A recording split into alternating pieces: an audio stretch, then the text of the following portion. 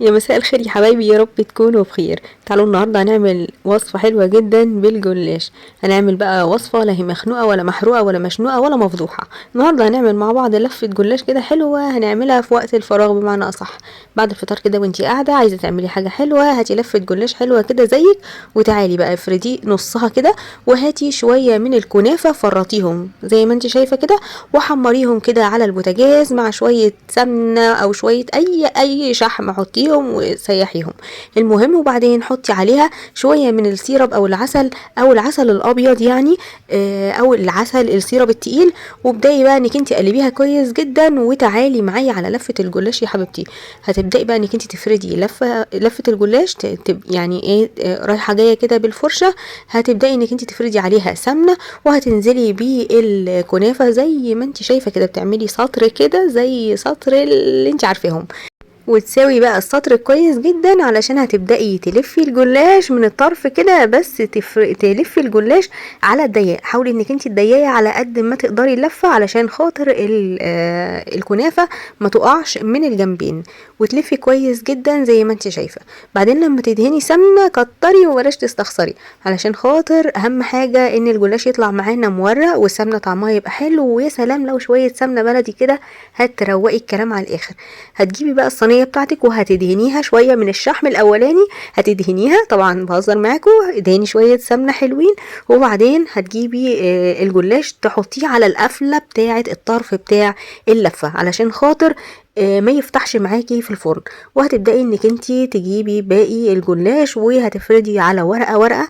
ما تعمليش الوصفه دي على ورقتين علشان ما تطلعش معاكي تقيله ومعجنه وناشفه، وهيبقى طعمها مش حلو، وكمان لما تيجي تسقيها الشربات مش هتشرب معاكي.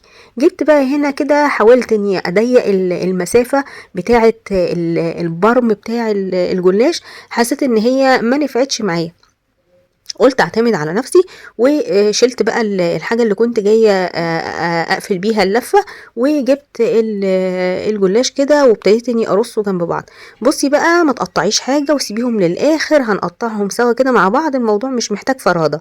بعد لما تخلصي لف هتجيبي بقى سكينه تكون حاميه وكويسه كده، او الرول بتاع البيتزا، تجيبيه تقطعي بيه كده، وتقطعي الصوابع قد بعض. حاولي تقسمي الصباع الطويل اللي احنا برمناه ده يعني اجزاء متساويه. انا قطعته كده على 4 بالعرض، وجبت بقى السمنه ودهنت شويه حلوين كده على الوش، وبعدين دخلتها الفرن على درجه حراره 180. وابدأي بقى بصي عليها بعد 10 دقايق بالظبط. والمهم بقى بعد لما تحمر وتاخد منك اللون الذهبي الحلو ده، تكوني محضره السيرب او الشربات الحلو بتاعك زي ما بيقولوا الشيفات. سيرب كده يكون تقيل ويكون بارد، هتنزلي بيه بقى على الجلاش بتاعك، وهتكتري علشان خاطر لازم تديلها وقتها، ولازم تديلها فرصة ان هي تشرب وتبقى فيها شربات كويس او عسل كويس، ما تكونش من جوه مكتومة وما فيهاش شربات وتطلع منك دلعة وطعمها مش حلو. المهم بقى سيبيها شوية، ويا ريت تغطيها علشان يطرى شوية، لانه ممكن يطلع معاكي ناشف وقافش وما يعجبكيش، وتحسي ان هو صعب انك انت تاكليه. المهم في المرحله دي بقى ممكن تاكليه كده. وممكن هقولك على حاجه حلوه جدا، لما لقيت منه تاني يوم صوابع نشفت شويه، غليت شويه لبن كده حلوين في الكنكه، تغليهم مش تسخنيهم، تغليهم وتنزلي بيهم على الجلاش، طعمه خطير. جربوا الوصفه دي وما تنسوش تدعولي، واشوفكم على خير في وصفات جديده. وما تنسيش يا حبيبتي الاشتراك عشان تشوفيني تاني. والسلام عليكم وباي باي.